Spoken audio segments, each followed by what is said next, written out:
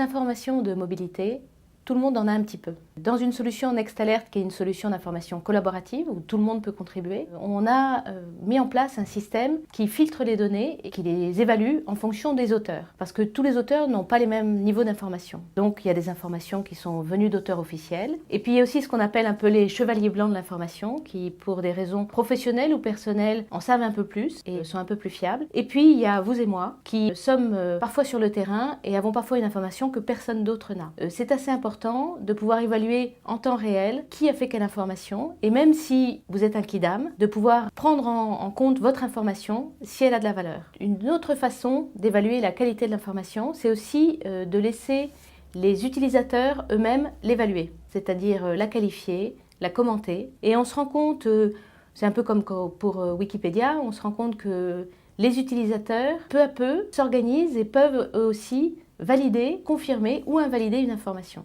Une autre source intéressante d'information, c'est le fait qu'il peut y avoir des professionnels qui ne sont pas des professionnels du transport, qui ont aussi de l'information. Par exemple, on s'est rendu compte dans une solution d'information routière collaborative qu'on met en place dans divers territoires européens, une demi-douzaine, que les conducteurs de bennes à ordures ont des informations sur les travaux en cours. Et ce sont des informations qui sont utilisables, qui intéressent aussi bien les automobilistes que d'autres opérateurs, par exemple les chauffeurs de bus, etc. Et donc l'un des enjeux, c'est vraiment de fusionner toutes ces informations et non seulement d'évaluer la qualité du contenu, mais aussi de pondérer en fonction de la qualité des sources et du croisement de ces informations, comme le font finalement les journalistes aussi.